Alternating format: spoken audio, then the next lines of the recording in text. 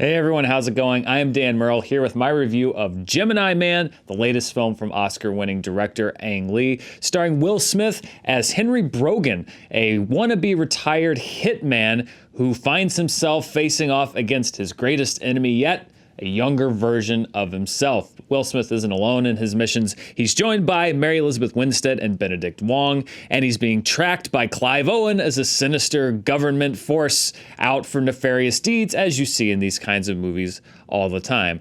Now, Gemini Man is really unique as far as how I can approach this review because as Ang Lee has done, particularly in the last decade or so of his career, he's decided to push and try different technical elements of filmmaking, and the experiment that's done with this film is the same one that has done in some of his previous films, was shooting Gemini Man in 120 frames per second. Now, I don't want to go deep down into a rabbit hole about the technicalities of what that means, and if you watch these reviews, you probably already know, but the shorthand being a normal movie that you go to see, usually on a screen, is shot at 24 frames per second.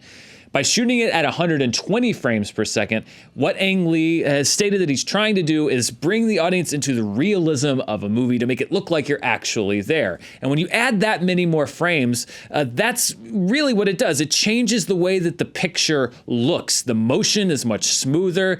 The 3D technology is intended to bring you into the picture. And the effect really is to make it look like the movie that you're watching is literally happening in front of your eyes.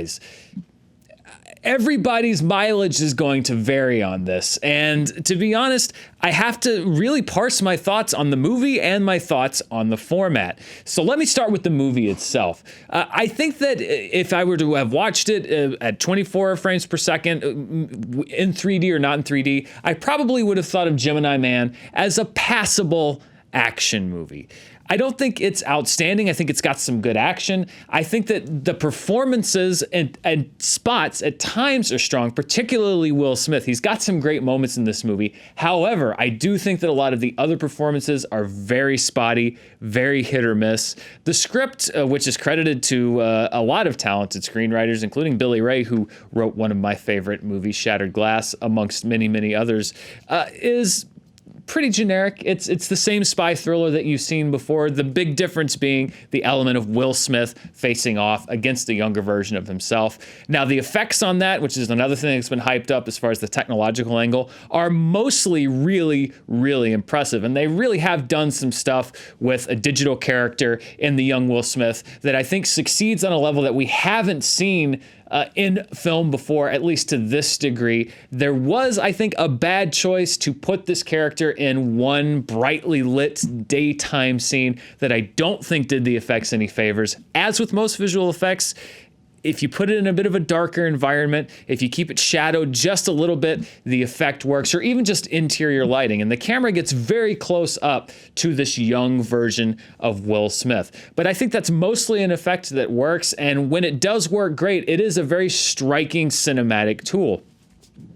But here's where I am on the other side of this, which is that for me, and the way that I like to watch movies, the 120 frames per second high frame rate was an absolute mood killer for me. I don't like this format at all. I know that the intention is to make the movie feel real, to make the movie feel like it's happening right in front of me, but all it did was remind me the entire time that what I was watching was fake. It looked like a demonstration on a department store television. There's a reason that that thing that they have, that mode that Tom Cruise is yelling at everybody about for good reason, is called motion smoothing. And that's essentially partly what shooting a film at 120 frames per second does. It makes the motion smoother. Now, part of it is probably that I'm hardwired to know what I'm seeing when I go to a movie. 24 frames per second has been the standard for movie making almost as long as there have been movies. So when I go and see a movie like this, it felt to me like I was watching a television show, like I was watching a live broadcast or a theme park ride. It didn't feel like a movie, and not just feel like a movie, it felt fake.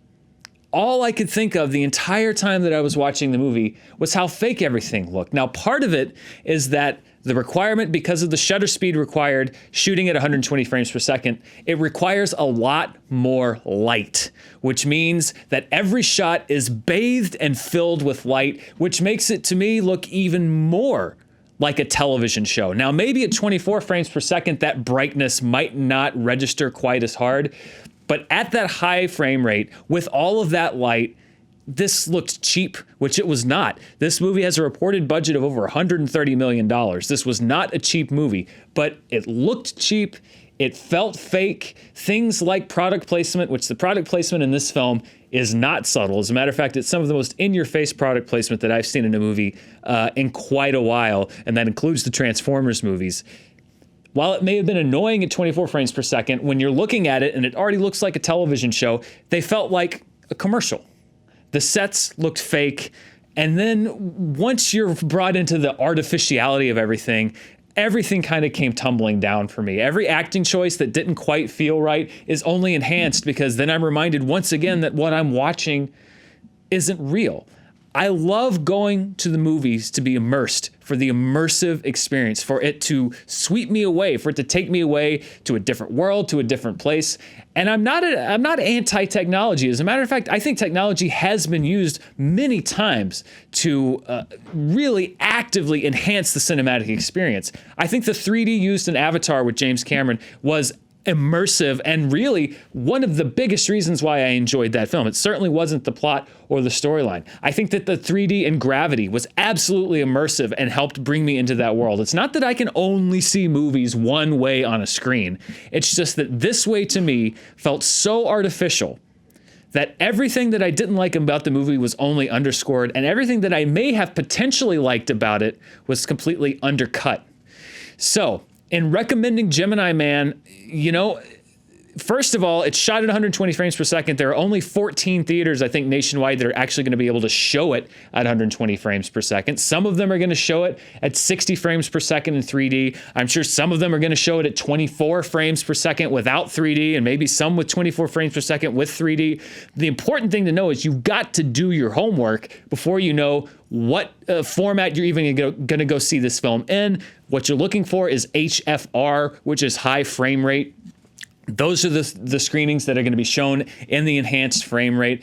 If you want to check that out, or if you've seen it before, Billy Lynn's Halftime Walk was a movie that Ang Lee did that was shot in this frame rate. Peter Jackson experimented with releasing the Hobbit films in a higher frame rate. If that's something that you enjoy aesthetically, then seek that out. If you're curious about what this looks like, then seek it out. But if you're looking to be immersed and really enjoy Gemini Man, first and foremost as a movie and not a technical exercise, then I would not recommend seeing it in the format that Ang Lee has presented it in. And I know that a lot of people say that that's antithetical, but I have to review the version of the movie that was presented to me. And I saw Gemini Man in the version that Ang Lee wanted at 120 frames per second.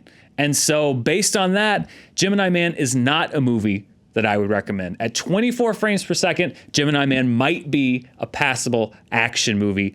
At 120 frames per second, I found it to be an empty and distracting technical exercise. So it's not a recommendation for me, but with an asterisk, it's very possible that your experience is going to be completely different, and it will actually be a different experience based on what format you choose to see the film in. But for me, the technical marvel that Ang Lee was trying to produce with this film did not work for me. As a matter of fact, it pulled me out of the film and made it a substantially worse experience. Just aesthetically, did not work for me. So that's my thoughts on Gemini Man. What did you think? How are you seeing it? How did you see it? There's so many options. I feel like it's going to be like Rashomon. Depending on how everybody saw it, everyone's going to have a different thought or a different opinion on the movie. And by the way, I think some people will probably be absolutely wowed by this 120 frames per second or 60 or whatever you're able to see it at frame rate. I'm just not one of them. Let me know in the comments below. And as always, stay tuned here on Fandom Entertainment for the latest news and reviews. Till next time, thanks for watching.